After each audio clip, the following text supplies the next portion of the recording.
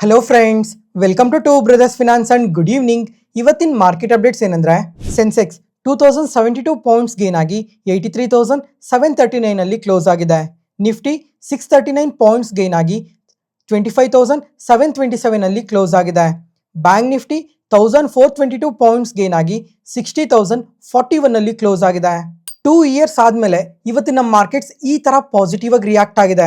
ಇವತ್ತು Nifty, Sensex, bank Nifty, mid and small caps ಪ್ರತಿಯೊಂದು indices ನೋಡಿದ್ರು ನಿಯರ್ಲಿ 3% ವರೆಗೂ ಪಾಸಿಟಿವ್ ಆಗಿ ರಿಯಾಕ್ಟ್ ಆಗಿದೆ.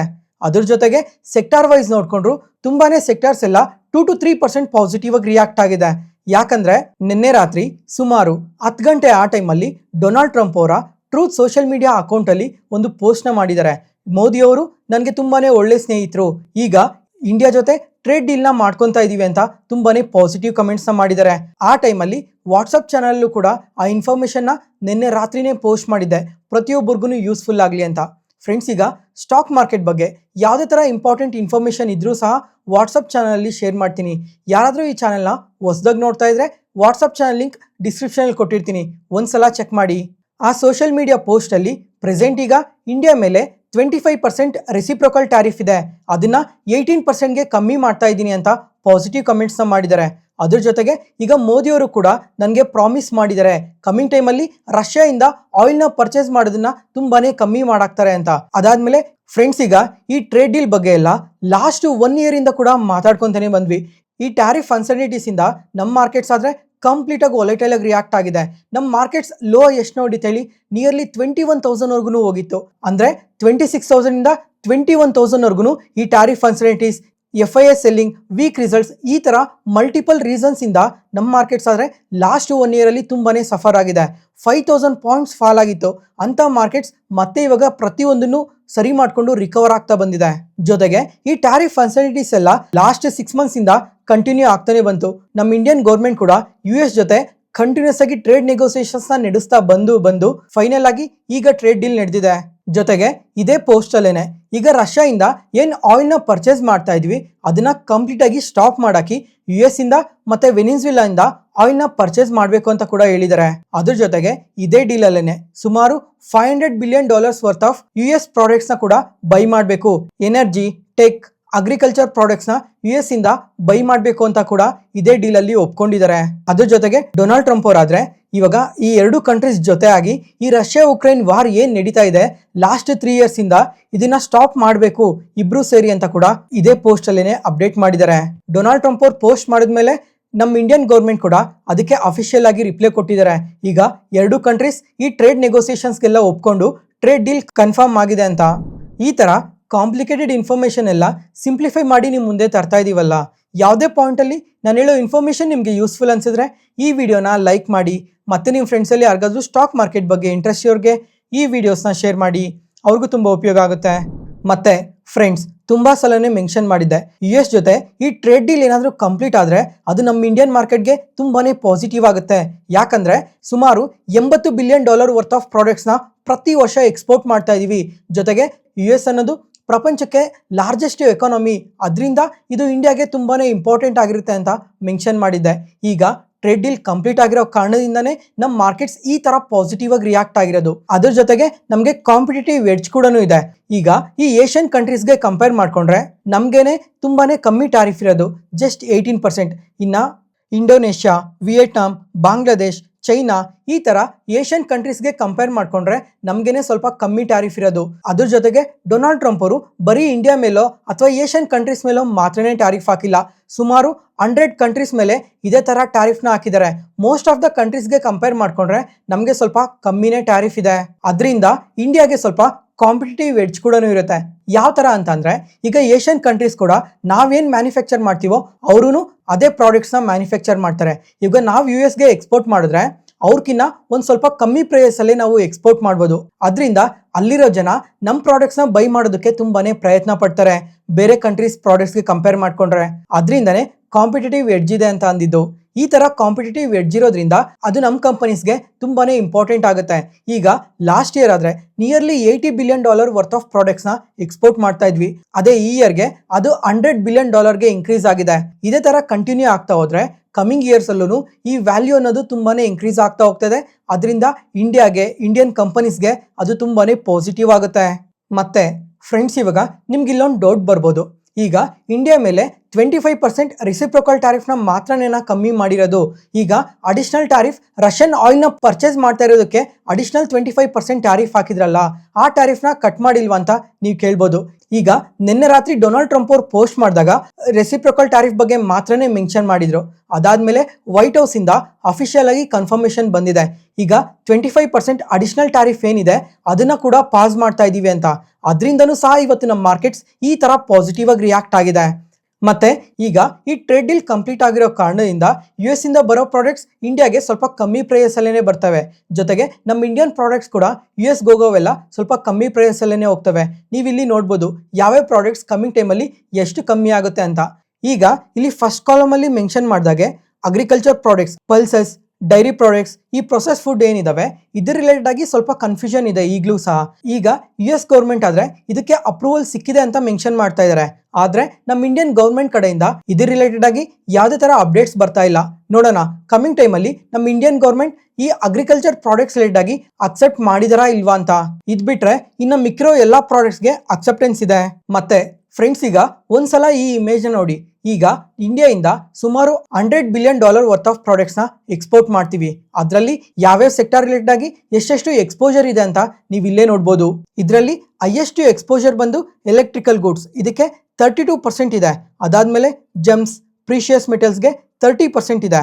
ಮತ್ತೆ pharmaceuticals 36%, textiles 37%, industrial machines 20%, mineral oil 6%, iron ore, ಈ ತರ ಯಾವ್ಯಾವ ಸೆಕ್ಟರ್ ರಿಲೇಟೆಡ್ ಆಗಿ ಎಷ್ಟೆಷ್ಟು ಎಕ್ಸ್ಪೋಜರ್ ಇದೆ US ಅಂತ ನೀವು ನೋಡ್ಬೋದು. ಫ್ರೆಂಡ್ಸ್, ಈಗ ಲಾಸ್ಟ್ 1 ಇಯರ್ ಇಂದ ಪ್ರತಿಯೊಬ್ಬರ ಪೋರ್ಟ್ಫೋಲಿಯೋ ಕೂಡ ನೆಗೆಟಿವ್ ಅಲ್ಲೇ ಇರುತ್ತೆ. ಇವತ್ತು ಮಾರ್ಕೆಟ್ಸ್ ಕಂಪ್ಲೀಟ್ ಆಗಿ ರ್ಯಾಲಿ ಆಗಿದೆ ಅಲ್ವಾ? ಇವತ್ತು ನಿಮ್ಮ ಪೋರ್ಟ್ಫೋಲಿಯೋದಲ್ಲಿ ಎಷ್ಟು % ಪ್ರಾಫಿಟ್ ಇದೆ ಅಂತ ಪ್ರತಿಯೊಬ್ಬರು ಒಂದ್ಸಲ ಕಮೆಂಟ್ ಸೆಕ್ಷನ್ ಅಲ್ಲಿ ಕಮೆಂಟ್ ಮಾಡಿ. ಜೊತೆಗೆ ತುಂಬಾ ಸಲ ಮೆನ್ಷನ್ ಮಾಡಿದ್ದೆ, ಈಗ ಈ ಟ್ರೇಡ್ ಡೀಲ್ ಏನಾದರೂ ಕಂಪ್ಲೀಟ್ ಆದ್ರೆ ಈ 2 ಸೆಕ್ಟರ್ಗೆ ತುಂಬಾನೇ ಅಡ್ವಾಂಟೇಜ್ ಇರುತ್ತೆ ಅಂತ. ಒಂದು ಟೆಕ್ಸ್ಟೈಲ್ಸ್, ಇನ್ನೊಂದು ಸೀ ಫುಡ್. ಅದರಿಂದನೇ ಇವತ್ತು most of the textile companies ಆಗಲಿ, ಸೀ ಫುಡ್ ರಿಲೇಟೆಡ್ ಆಗಿ ವರ್ಕ್ ಮಾಡೋ ಕಂಪನೀಸ್ ಆಗಲಿ ನಿಯರ್ಲಿ 15 to 20% ವರೆಗೂ ರ್ಯಾಲಿ ಆಗಿದೆ. ಮತ್ತೆ ಇವತ್ತು BSE ಅಲ್ಲಿ 213 ಸ್ಟಾಕ್ಸ್ 20% ಸರ್ಕ್ಯೂಟ್ ಲಾಕ್ ಅಲ್ಲಿ ಕ್ಲೋಸ್ ಆಗಿದೆ. ಅದರಲ್ಲೂ ಈ ಟೆಕ್ಸ್ಟೈಲ್ ಕಂಪನೀಸ್ ಅಂತೂ ತುಂಬಾನೇ ಪಾಸಿಟಿವ್ ಆಗಿ ರಿಯಾಕ್ಟ್ ಆಗಿದಾವೆ. Sea food, auto auxiliary, chemicals, ಈ ತರ ಹಲವಾರು ಸೆಕ್ಟರ್ಸ್ ಕಂಪನೀಸ್ ಎಲ್ಲ ಪಾಸಿಟಿವ್ ಆಗಿ ರಿಯಾಕ್ಟ್ ಆಗಿದಾವೆ. ಒಂದ್ಸಲ ಈ ಇಮೇಜ್ ನ ನೋಡಿ. ಈಗ ಟೆಕ್ಸ್ಟೈಲ್ ಕಂಪನೀಸ್ ಅಲ್ಲಿ ಯಾವ್ಯಾವ ಕಂಪನೀಸ್ಗೆ US ಇಂದ ಎಷ್ಟೆಷ್ಟು ಎಕ್ಸ್ಪೋಜರ್ ಇದೆ ನೀವು ಇಲ್ಲೇ ನೋಡ್ಬೋದು. ಎಕ್ಸಾಂಪಲ್, ಈಗ ಈ ಟೆಕ್ಸ್ಟೈಲ್ಸ್ ಮತ್ತೆ ಗಾರ್ಮೆಂಟ್ಸ್ ಅಲ್ಲಾದ್ರೆ ಇಂಡೋಕೌಂಟ್ ಇಂಡಸ್ಟ್ರಿಗೆ 70% ಆಫ್ ರೆವಿನ್ಯೂಸ್ ಎಲ್ಲ US ಇಂದನೇ ಬರುತ್ತೆ. ಅದಾದ್ಮೇಲೆ ಕಿಟೆಕ್ಸ್, ಈ ಕಂಪನಿಗೂ ಅಷ್ಟೇ 70% ರೆವಿನ್ಯೂಸ್ ಬರುತ್ತೆ. ಮತ್ತೆ ಗೋಕುಲ್ದಾಸ್ ಎಕ್ಸ್ಪೋರ್ಟ್ಸ್ಗೆ 67% ರೆವಿನ್ಯೂಸ್. ಮತ್ತೆ ಆಟೋ ಆಕ್ಸಿಲರಿಯಲ್ಲಿ ನೋಡಿದ್ರು ಸೋನಾ BLWಗೆ 40%. ಈ ತರ ಯಾವ್ಯಾವ ಕಂಪನೀಸ್ಗೆ ಎಷ್ಟೆಷ್ಟು % US ಇಂದ ಎಕ್ಸ್ಪೋಜರ್ ಇದೆ ಅಂತ ನೀವು ಇಲ್ಲೇ ನೋಡ್ಬೋದು. ಅದ್ರ ಜೊತೆಗೆ ಈ ಸೆಕ್ಟರ್ ವೈಸ್ ಎಕ್ಸ್ಪೋಜರ್ಸ್ ಬಿಟ್ರೆ ಕಾಮನ್ ಆಗಿ US ಇಂದ ಹೈಯೆಸ್ಟ್ ರೆವಿನ್ಯೂಸ್ ಬರೋ ಕಂಪನೀಸ್ ಯಾವಿದಾವೆ ಅಂತ ಕೂಡ ನೀವು ಇಲ್ಲೇ ನೋಡ್ಬೋದು. ಅದರಲ್ಲಿ ಪೋಕ್ರಾನಾ, ಈ ಕಂಪನಿಗೆ 80% ಆಫ್ ರೆವಿನ್ಯೂಸ್ ಎಲ್ಲ US ಇಂದನೇ ಬರುತ್ತೆ. ಅದರಿಂದನೇ ಇವತ್ತು ಇಂಟ್ರಾಡೇ ಸೆಷನ್ ಅಲ್ಲಿ 20% ಪಾಸಿಟಿವ್ ಅಲ್ಲಿ ಸರ್ಕ್ಯೂಟ್ ಲಾಕ್ ಆಗಿದೆ ಮಾರ್ಕೆಟ್ ಓಪನಿಂಗ್ ಇಂದ ಕೂಡ. ಮತ್ತೆ ಎಂಫಸಿಸ್, ಪರ್ಸಿಸ್ಟೆಂಟ್ ಸಿಸ್ಟಮ್, ಗ್ರಾನ್ಯುಯಲ್ಸ್, ಈ ತರ ತುಂಬಾನೇ ಕಂಪನೀಸ್ಗೆ US ಇಂದ ಹೈಯರ್ ಎಕ್ಸ್ಪೋಜರ್ ಇದೆ. ಲಾಸ್ಟ್ 1 ಇಯರ್ ಅಲ್ಲಿ ಯಾವುದೋ 1-2 ಕಂಟ್ರಿ ಜೊತೆ ಮಾತ್ರನಲ್ಲ ಇಂಡಿಯಾ ಈ ತರ ಟ್ರೇಡ್ ಡೀಲ್ ನ ಕಂಪ್ಲೀಟ್ ಮಾಡ್ಕೊಂಡಿರೋದು. 5 ದೇಶದ ಜೊತೆ ಇದೇ ತರ ಟ್ರೇಡ್ ಡೀಲ್ ನ ಕಂಪ್ಲೀಟ್ ಮಾಡ್ಕೊಂಡಿದ್ದಾರೆ. ಲಾಸ್ಟ್ ಇಯರ್ ಜುಲೈ ಆ ಟೈಮಲ್ಲಿ UK ಜೊತೆ ಟ್ರೇಡ್ ಡೀಲ್ ನ ಕಂಪ್ಲೀಟ್ ಮಾಡ್ಕೊಂಡ್ರು. ಮತ್ತೆ ಡಿಸೆಂಬರ್ ಅಲ್ಲಿ ಒಮನ್ ಜೊತೆ, ಮತ್ತೆ ಇನ್ನೊಂದ್ಸಲ ಡಿಸೆಂಬರ್ ಅಲ್ಲಿ ನ್ಯೂಜಿಲೆಂಡ್ ಜೊತೆ ಕೂಡ ಫ್ರೀ ಟ್ರೇಡ್ ಅಗ್ರಿಮೆಂಟ್ ಕಂಪ್ಲೀಟ್ ಮಾಡ್ಕೊಂಡಿದ್ದಾರೆ. ಈಗ ಜಾನ್ವರಿ ಲಾಸ್ಟ್ ವೀಕ್ ಅಲ್ಲಿ ಯುರೋಪಿಯನ್ ಯೂನಿಯನ್ ಜೊತೆ ಫ್ರೀ ಟ್ರೇಡ್ ಅಗ್ರಿಮೆಂಟ್ ನ ಕಂಪ್ಲೀಟ್ ಮಾಡ್ಕೊಂಡ್ರು. ಈಗ ಫೆಬ್ರವರಿ ಫಸ್ಟ್ ವೀಕ್ ಅಲ್ಲಿ US ಜೊತೆನೆ ಕಂಪ್ಲೀಟ್ ಮಾಡ್ಕೊಂಡಿದ್ದಾರೆ. ಇದಂತೂ ನಮ್ಮ ಇಂಡಿಯಾಗೆ ತುಂಬಾನೇ ಪಾಸಿಟಿವ್ ಆಗುತ್ತೆ. ಜೊತೆಗೆ ಫ್ರೆಂಡ್ಸ್, ಈಗ ನಾನು ತುಂಬಾ ಸಲನೇ ಮೆನ್ಷನ್ ಮಾಡಿದ್ದೆ ನಮ್ಮ ಇಂಡಿಯನ್ ಸ್ಟಾಕ್ ಮಾರ್ಕೆಟ್ ಬಗ್ಗೆ ನಾನಂತೂ ತುಂಬಾನೇ ಪಾಸಿಟಿವ್ ಆಗಿದ್ದೀನಿ. 1 ವರ್ಷಕ್ಕೋ 2 ವರ್ಷಕ್ಕೋ ಅಲ್ಲ, ಒಂದು 10-15 ವರ್ಷಕ್ಕೆ ನಮ್ಮ ಇಂಡಿಯನ್ ಮಾರ್ಕೆಟ್ಸ್ನ ತುಂಬಾನೇ ಪಾಸಿಟಿವ್ ಆಗಿ ನೋಡ್ತಾ ಇದ್ದೀನಿ. ಈಗ ರೀಸೆಂಟ್ ಟೈಮಲ್ಲಿ ಬಂದವರು ಏನ್ ಅನ್ಕೊಂತಾರೆ ಅಂದ್ರೆ ಲಾಸ್ಟ್ 1 ಇಯರ್ ಇಂದ ಮಾರ್ಕೆಟ್ ಅಲ್ಲಿ ಯಾವುದೇ ತರ ಪರ್ಫಾರ್ಮೆನ್ಸ್ ಇಲ್ಲ, ಆದ್ರೆ ಗ್ಲೋಬಲ್ ಮಾರ್ಕೆಟ್ಸ್ ತುಂಬಾನೇ ಪಾಸಿಟಿವ್ ಆಗಿ ರಿಯಾಕ್ಟ್ ಆಗ್ತಾ ಇದಾವೆ, ಇಂಡಿಯನ್ ಮಾರ್ಕೆಟ್ಸ್ ಅಲ್ಲಿ ಯಾವುದೇ ತರ ರಿಟರ್ನ್ಸ್ ಬರಲ್ಲ ಅಂತ ತುಂಬಾ ಸಲನೇ ಅನ್ಕೊಂಡಿರ್ತೀರಾ. ಆದ್ರೆ ಇಂಡಿಯನ್ ಮಾರ್ಕೆಟ್ಸ್ ಲಾಂಗ್ ಟರ್ಮ್ ಅಲ್ಲಿ ತುಂಬಾನೇ ಪಾಸಿಟಿವ್ ಆಗಿ ಗ್ರೋ ಆಗೋ ಚಾನ್ಸಸ್ ಜಾಸ್ತಿನೇ ಇರುತ್ತೆ. ಈಗ ಲಾಸ್ಟ್ 1 ಇಯರ್ ಅಲ್ಲಿ ನೋಡಿದ್ರೆ ಲಾಸ್ಟ್ ಫೆಬ್ರವರಿಯಲ್ಲಿ ಇನ್ಕಮ್ ಟ್ಯಾಕ್ಸ್ ರಿಲೇಟೆಡ್ ಆಗಿ ಚೇಂಜಸ್ ನ ತಂದ್ರು, ಮತ್ತೆ ಆಗಸ್ಟ್ ಅಲ್ಲಿ GST ರಿಲೇಟೆಡ್ ಆಗಿ ಚೇಂಜಸ್ ತಂದ್ರು, ಮತ್ತೆ ಇವಾಗ ತುಂಬಾನೇ ಕಂಟ್ರೀಸ್ ಜೊತೆ ಟ್ರೇಡ್ ಡೀಲ್ ನ ಕೂಡ ಮಾಡ್ಕೊಂತ ಇದ್ದಾರೆ. ಇವಾಗ ಜಸ್ಟ್ ಮೆನ್ಷನ್ ಮಾಡಿದ್ದು 5 ಕಂಟ್ರಿ ಜೊತೆ ಟ್ರೇಡ್ ಡೀಲ್ ಆಗಿದೆ ಅಂತ ಮಾತ್ರನೇ. ಆದ್ರೆ ನಮ್ಮ ಇಂಡಿಯನ್ ಗೌರ್ಮೆಂಟ್ ಸುಮಾರು 30 ಕಂಟ್ರೀಸ್ ಜೊತೆ ಈ ಫ್ರೀ ಟ್ರೇಡ್ ಅಗ್ರಿಮೆಂಟ್ ನ ಮಾಡ್ಕೊಂತ ಇದ್ದಾರೆ. ಅದರಿಂದ ನಮ್ಮ ಇಂಡಿಯನ್ ಕಂಪನೀಸ್ಗೆ ಇದು ತುಂಬಾನೇ ಅಡ್ವಾಂಟೇಜ್ ಆಗುತ್ತೆ. ಜೊತೆಗೆ ಇನ್ಫ್ಲೇಷನ್ ಇಂಡಿಯಾದಲ್ಲಿ ತುಂಬಾನೇ ಕಮ್ಮಿ ಇದೆ, GDP ಆದ್ರೆ ತುಂಬಾನೇ ಜಾಸ್ತಿ ಇದೆ, ಪ್ರಪಂಚದಲ್ಲೇ one of the fastest growing economy ನಮ್ದು. ಅದರಿಂದ ನಮ್ಮ ಇಂಡಿಯನ್ ಮಾರ್ಕೆಟ್ಸ್ ಲಾಂಗ್ ಟರ್ಮ್ ಅಲ್ಲಿ ತುಂಬಾನೇ ಪಾಸಿಟಿವ್ ಆಗಿ ಗ್ರೋ ಆಗ್ತವೆ. ಜೊತೆಗೆ ಈ ಟ್ರೇಡ್ ಅನ್ಸರ್ಟಿನಿಟೀಸ್ ಎಲ್ಲ ಏನಿದ್ವು ಇವಾಗ ಅವೆಲ್ಲ ಕಂಪ್ಲೀಟ್ ಆಗೋಗಿದಾವೆ. ಈಗ ಈ Q3 ಅಲ್ಲಿ ಸ್ವಲ್ಪ ವೀಕ್ ರಿಸಲ್ಟ್ಸ್ ನ ಪೋಸ್ಟ್ ಮಾಡಿದಾವೆ. ಈಗ Q4 ಅಲ್ಲಿ Q1 ಅಲ್ಲಿ ನಮ್ಮ ಕಂಪನೀಸ್ ಎಲ್ಲ ತುಂಬಾನೇ ಪಾಸಿಟಿವ್ ರಿಸಲ್ಟ್ಸ್ ಪೋಸ್ಟ್ ಮಾಡೋ ಚಾನ್ಸಸ್ ಕೂಡ ತುಂಬಾನೇ ಜಾಸ್ತಿ ಇರುತ್ತೆ. ಅದರಿಂದ ನಮ್ಮ ಇಂಡಿಯನ್ ಮಾರ್ಕೆಟ್ಸ್ಗೆ ಅದು ತುಂಬಾನೇ ಪಾಸಿಟಿವ್ ಆಗುತ್ತೆ. ಮತ್ತೆ JP Morgan ಅವರಾದ್ರೆ ನಮ್ಮ ಇಂಡಿಯನ್ ಸ್ಟಾಕ್ ಮಾರ್ಕೆಟ್ ಬಗ್ಗೆ ತುಂಬಾನೇ ಪಾಸಿಟಿವ್ ಕಮೆಂಟ್ಸ್ ನ ಮಾಡಿದ್ದಾರೆ.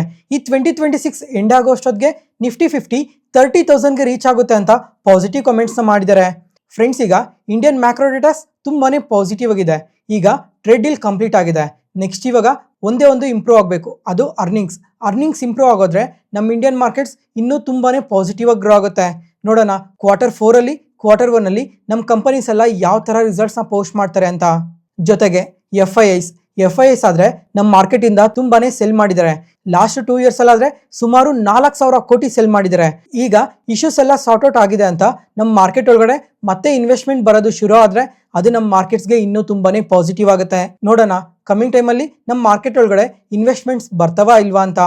ಜೊತೆಗೆ ಫ್ರೆಂಡ್ಸ್, ಈಗ ಈ ಟ್ರೇಡ್ ಡೀಲ್ ಏನಿದೆ ಇದು 100% ಏನು ಕಂಪ್ಲೀಟ್ ಆಗಿಲ್ಲ, ಪಾರ್ಷಿಯಲ್ ಟ್ರೇಡ್ ಡೀಲ್ ಮಾತ್ರನೇ ಕಂಪ್ಲೀಟ್ ಆಗಿರೋದು. ಸುಮಾರು $8 ಬಿಲಿಯನ್ ವರ್ತ್ ಆಫ್ ಪ್ರಾಡಕ್ಟ್ಸ್ ಮೇಲೆ ಇವಾಗೂ ಕೂಡ ಟ್ಯಾರಿಫ್ ಇದೆ. ಇವು ನಾರ್ಮಲ್ ಟ್ರೇಡ್ ಡೀಲ್ ಅಂಡರ್ ಅಲ್ಲಿ ಬರಲ್ಲ. ಇದಾದ್ರೆ ಸೆಕ್ಷನ್ 232 ಅಂಡರ್ ಅಲ್ಲಿ ಸಪರೇಟ್ ಆಗಿ ಕನ್ಸಿಡರ್ ಮಾಡ್ತಾರೆ. ಯಾಕಂದ್ರೆ ಇವೆಲ್ಲ ನ್ಯಾಷನಲ್ ಸೆಕ್ಯೂರಿಟಿಗೆ ಸಂಬಂಧಪಟ್ಟವು. ಅದ್ರ ಅಂಡರ್ ಅಲ್ಲಿ ಯಾವ್ಯಾವ ಪ್ರಾಡಕ್ಟ್ಸ್ಗೆ ಇನ್ನ ಟ್ಯಾರಿಫ್ ಇದೆ ಅಂತ ಅಂದ್ರೆ automobiles, steel, aluminium, timber, copper, trucks, ships, ಇಷ್ಟು ಪ್ರಾಡಕ್ಟ್ಸ್ ಮೇಲೆ ಇವಾಗೂ ಸಹ ಟ್ಯಾರಿಫ್ ಇದೆ. ನೋಡೋಣ ಕಮಿಂಗ್ ಟೈಮಲ್ಲಿ ಈ ಟ್ಯಾರಿಫ್ ಬಗ್ಗೆ ಕೂಡ ಏನಾದರೂ ಅಪ್ಡೇಟ್ಸ್ ಬರ್ತಾವ ಅಂತ. ಮತ್ತೆ ಫ್ರೆಂಡ್ಸ್, ಇವಾಗ ಪ್ರತಿಯೊಬ್ರು ನಿಮ್ಮ ಒಪಿನಿಯನ್ನ ಕಮೆಂಟ್ ಸೆಷನ್ ಅಲ್ಲಿ ಕಮೆಂಟ್ ಮಾಡಿ. ಈ ತರ ಡೈರೆಕ್ಟ್ ಆಗಿ ಫೇಸ್ ಟು ಫೇಸ್ ವಿಡಿಯೋ ಚೆನ್ನಾಗಿರುತ್ತಾ ಅಥವಾ ವಾಯ್ಸ್ ಓವರ್ ಅಲ್ಲೇನೆ ಮಾರ್ಕೆಟ್ ನ್ಯೂಸ್ನ ಕಂಪ್ಲೀಟ್ ಮಾಡೋಣ ಅಂತ ಪ್ರತಿಯೊಬ್ರು ಒಂದ್ಸಲ ಕಮೆಂಟ್ ಸೆಷನ್ ಅಲ್ಲಿ ಕಮೆಂಟ್ ಮಾಡಿ. ಇವತ್ತಿಗೆ ಅಪ್ಡೇಟ್ಸ್ ಮುಗೀತು. ಈ ವಿಡಿಯೋ ಇಷ್ಟ ಆದ್ರೆ ಲೈಕ್ ಮಾಡಿ, ಶೇರ್ ಮಾಡಿ, ಸಬ್ಸ್ಕ್ರೈಬ್ ಆಗಿ. ಮತ್ತೆ ನಾಳೆ ಹೊಸ stock market news analysis video ಅಲ್ಲಿ ಸಿಗೋಣ. ನಾನು ಹೇಳಿದ ಇನ್ಫಾರ್ಮೇಶನ್ ಅಲ್ಲಿ ಯಾವುದೇ ತರ ಡೌಟ್ ಇದ್ರೂ ಕಮೆಂಟ್ ಸೆಷನ್ ಅಲ್ಲಿ ಕಮೆಂಟ್ ಮಾಡಿ. ಪ್ರತಿಯೊಂದು ಕಮೆಂಟ್ಗೂ ರಿಪ್ಲೈ ಕೊಡ್ತೀನಿ. Thank you.